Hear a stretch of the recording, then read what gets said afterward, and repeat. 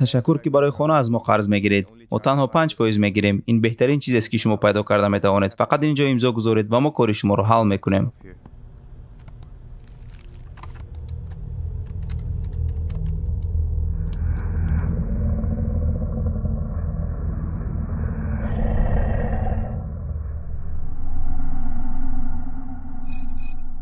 آیا واقعاً این ارزش آن را دارد؟ آیا در حقیقت باور داری که این قرض فایزدار برای تو منفعتی آورده میتواند؟ پیش از آن که امضای خود را گذاری، خواهش میکنم با دقت فکر کن. نخود که تو به وعده بانک‌ها باور داشته باشی، گویا که اموال و مال و ملک تو به واسطه قرض فایزدار زیاد می شوند.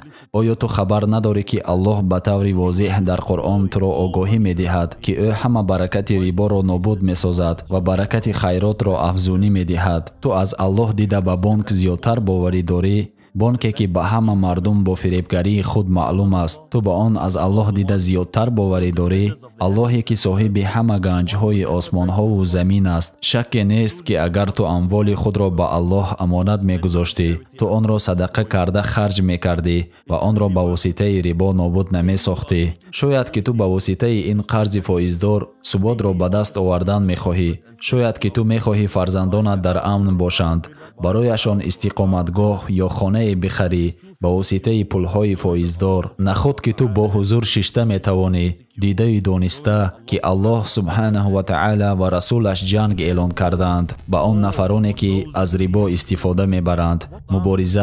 مبارزه بر ضد هر نفری که ریبا می خورد. تو خود را چه خیل احتیاط کرده می توانی؟ در این وضعیت یگانه قراری که قبول کرده می توانی این به پرگی از فایزها دست کشیدن است و با این طرز خود را از این مصیبت مدهش در امان نگاه می داری. نخود که تو از رد کردن ریبا بترسی، ترس داری که نادار شده با مشکلی ها رو برو می شوی. آیا تو فکر داری که الله تو را قبول نمی کند و رد می کند؟ الله دوست می دارد آنهایی را که بهر او صدقه می کنند و آنها را هیچگاه در مشکلی ها نمی گذارد. الله تو را در تنها تأمین می نماید، بلکه او همه آن چیزی که بهر او صدقه کرده ای چندین مراتبه افزوده پاداش می دهد. الله در قرآن می گوید و هر که از الله بترسد، الله برایش راه خلاصی پدید می آورد و به او از آن جایی که در گمانش نیست رزق می دهد.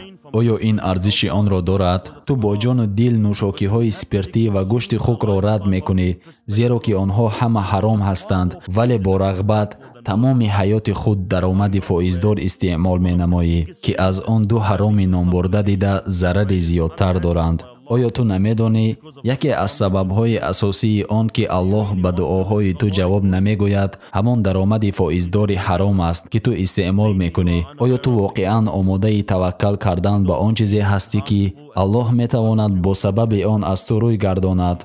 آیا این ارزش آن را دارد؟ شاید که تو بزرگی این گناه را درک نکنی. شاید که تو این گناه را تو درجه مثلا زنا جدی نشماری. آیا تو نشنیده ای که پیامبر صلی الله علیه و سلم گفتند ریبا نسبت به زنا 36 مرتبه گناه بزرگتر است؟ نگذار که مقاومه عادی بیرونه این گناه تو را فریب دهد، چون که ریبا یکی از 7 گناه‌های از همه برباد دهنده به شمار می رود. از این رو به هیچ وجه نباید که به بزرگی این گناه بی اهمیتی کنیم. آیا این ارزش آن را دارد؟ شاید که تو خیلی دلبسته شده ای به آن باشکوهی ای که توسط ریبا به دست آورده ای. شاید که خانه آرزوهایت و یا ماشین گرانبهایت که در سر چنبرک دیدن خود را رد کرده نتوانستند تو را آرام نمیگذارد. برادر من، خوشبختی و دلشادی را دیگر در چی میتوان یافت غیر از آن چیزهایی که سبب رضایت الله میشوند؟ چه خیل میتوان مقایسه کرد یک لحظه با شکوه گذرنده را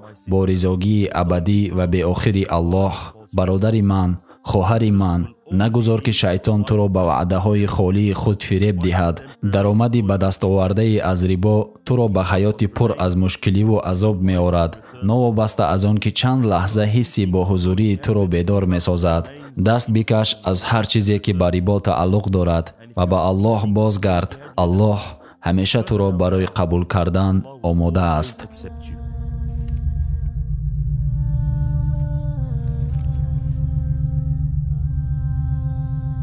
از آنچه راضیتان دادیم در راه الله صدقه کنید پیش از آن که یکی از شما را مرگ فرا رسد و بگوید ای پروردگار من، چرا مرگی مرا اندکی به دیرتر نینداختی تا صدقه دهم و از شایستگان باشم؟